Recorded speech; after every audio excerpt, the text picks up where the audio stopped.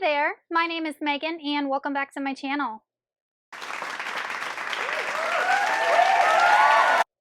Today I'm going to be talking about 5 of my least favorite fantasy books, and if you guys have been watching my channel for any amount of time, you know that I love fantasy. It's one of my favorite genres and probably my most read genre by a long shot, but sometimes you come across a book that just does not mesh with you, and when I was originally curating this list, I think I actually had 11 books on here. So I figured that would be way too long of a video, but if you guys want me to make like a part 2 to this video with the other half of the books that I really didn't like, just let me know in the comments once you're done getting through this. But before we go ahead and get on into the books, if you are not already subscribed to my channel, please go ahead and hit that subscribe button, as well as the little bell icon so you can be notified every time I post new bookish content. I post new videos every Monday, Thursday, and Saturday, and sometimes other days throughout the week. Also, don't forget to check down in the description box below for links to all of my social medias, my Buddy Read Discord, and my Patreon, where you can be entered into winning book giveaways from me. And one more thing before we get on into the books, just because I say these were the worst fantasy books I've ever read does not mean that I didn't like them. In fact, a lot of these books I gave 3 stars. They just do not even compare to some of the other works that I have read throughout my reading life. The first book I'm going to be talking about is Priest of Bones by Peter McLean. I read this about 2 years ago, and I'm pretty sure I have it in a reading vlog somewhere where I actually talk about it. And I did give this book 3 stars, and I was on the fence for a while if I was going to continue it. I actually did get book 2 from the library at one point, but then I just decided to not finish the series because I really didn't enjoy Priest of Bones that much. But this book can be described as a grimdark, gangster, low fantasy type of book, and it's fairly short for a fantasy. It's about 350-ish pages, but it follows a main character named Thomas, and Thomas was forced to go off to war. He was basically conscripted, and on his way back, he comes back to the town where he lived in, and he realizes that is not how he left it. A lot of these kind of pockets of gangs have taken over parts of his city that he used to rule, so it results in this kind of gang warfare as Thomas and his band are trying to reclaim what was theirs. And there is a fantasy element to this book, but it is not introduced, guys, until way towards the end of the book, and it's very light at that. And I have heard this book literally described as Peaky Blinders, and I have never actually sat down and watched Peaky Blinders. I've seen bits of it in passing because my husband watches it, but I have not even watched a full episode of it ever, so I can't attest if that statement is accurate or not, saying that this is literally a copycat of Peaky Blinders. So the reasons that I decided to not continue with this story is that I really do not like gang stories. I think that is the main crux of it. I have never seen the Godfather movies. I won't watch Peaky Blinders. I just think anything that revolves around mobs and gangs really doesn't appeal to me as a reader, so I think that was probably the main issue. But if you're a reader who really likes that, then this might be for you. And then another thing was that I didn't really connect to the main character, Thomas. This is a first-person point of view fantasy, which I feel like is the minority in the fantasy genre. Usually it's third-person point of view with multiple characters, but I just feel like the story could have been so much more fleshed out if it was told from multiple characters' point of view, because all of these characters had a backstory and contributed something to the gang as a whole. So I feel like adding in a unique perspective just might have engaged me more. And then this book is definitely dark. There is a lot of violence in this book. There is rape. There is child rape. It was graphic, but it wasn't, there was a reason to include it in the book. It wasn't just included to shock the reader. It did contribute to Thomas's story. So just know that going in, if you have any aversion to those types of subjects and situations, this book might not be for you. So Priest of Bones was a decent read. It just didn't connect with me as a reader. The next book I'm probably going to get a lot of flack for, and that is Gardens of the Moon by Steven Erikson. This is book 1 of his Malazan Book of the Fallen series, which I think is it's a long series. I want to say there's maybe 10 or more books in this series. And I bought this book years and years ago, and I tried to read it. I couldn't get through it. Tried it again. Couldn't get through it. Unhauled it. Then I bought it again, used for $3 at my used bookstore, because I'm like, this is such a popular series. I'm older now. I read more fantasy. There's no way that I'm not going to be able to get through this book.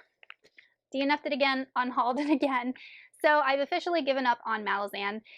And here's the reason that I think I don't connect with Malazan, is that First off, the author literally throws you into his world with no explanation or limited explanation to how the world functions, what exactly is going on, because it's not like it starts at the beginning of a story. Like you are thrown in the middle of a situation and we have no idea how we got here, what's going on. And I honestly cannot tell you what the heck this book is about or what even happened in the 3 times I tried to read it. I have no clue. I was confused. And here is where I think the problem lies is that as a writer, because I'm a writer too, I'm a self-published author, so you are in your head and you're writing and you know exactly what's going on. Like this is your world. These are your characters. You know, you get it. Like you know what's going on. But it's very easy to forget that your reader doesn't know what's going on because they're not in your head. So as an author, we need to explain what's going on to our readers, or at minimum, give them enough clues to allow them to infer what's going on by making these different connections and being able to trust that our clues are enough to give the reader what they need to know. So it's like a balance between those two things. Steven Erikson doesn't do either. Like he expects you to know what's going on and you don't. And the clues that he provides for me to try and piece everything together is not enough because the world is so dang complicated and there's too many dang characters. So that is my opinion of Gardens of the Moon. Just not a book for me. Book 3 is The Wolves of Midwinter by Anne Rice. This is book 2 of her Wolf Chronicles. And I read, I think it was The Wolf Gift, book 1, and I thought it was okay. So it's all about werewolves, as I'm sure you already figured that out. And we follow a main character named Reuben, who is bit by a werewolf and becomes a werewolf and then has to learn all about, you know, the Morfenkinder and kind of the history and the pack that he's involved in. The setting was my favorite part. It was like this mansion tucked away on this cliff, like in this forest, and it was great. But book 2 just failed on so many levels. First off, Reuben was such an uninteresting character. Like, I felt like he was just a pushover. He was an airhead. He had this childlike wonder about him that just didn't fit with a guy in his 20s. And there was just a lot of like awkward, weird relationship things going on.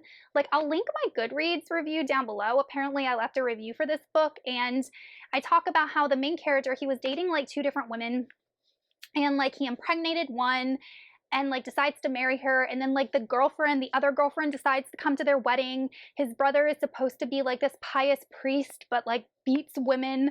Like there's just so many weird like relationship things going on that I was like, I feel like I'm watching like, I don't know, some Jerry Springer show or something. It just was ridiculous. And then we also, this book obviously talks about midwinter. So the werewolves are literally getting ready for Christmas, and they are preparing this mansion for Christmas. And it just was very tedious as the author, Anne Rice, is just describing what they're doing to get ready for Christmas. The pacing was off. The action didn't happen until the end of the book. So all of these things together caused me to DNF the series. Book 4 is going to be The Ocean at the End of the Lane by Neil Gaiman.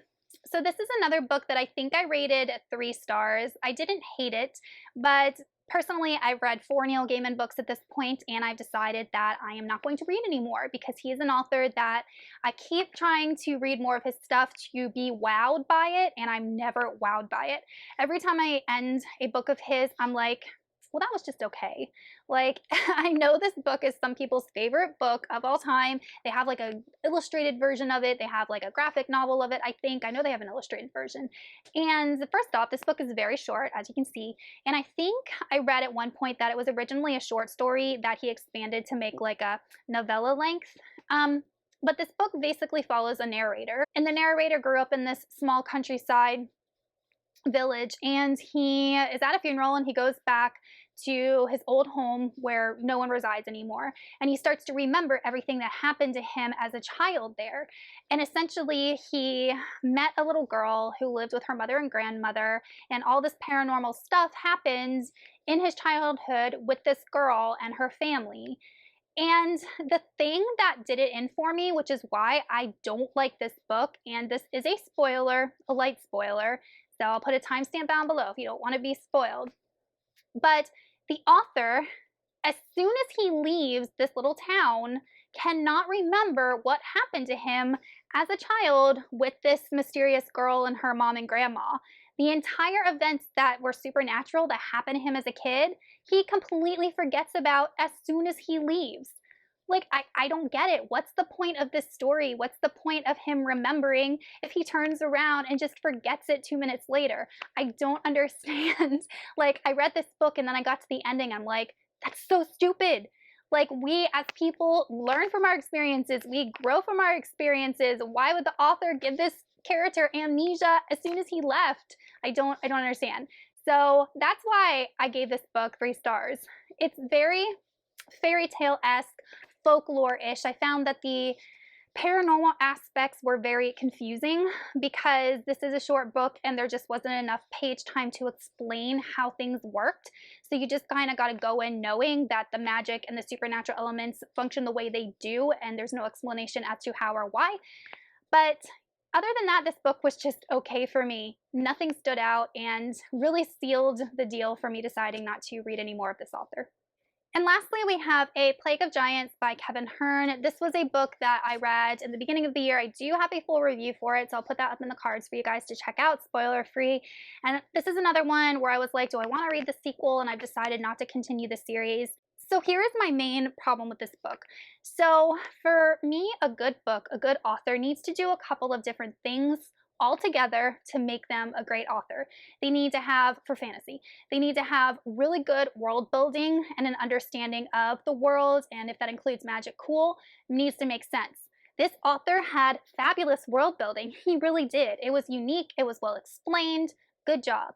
You need to have, secondly, well-developed, believable, real characters.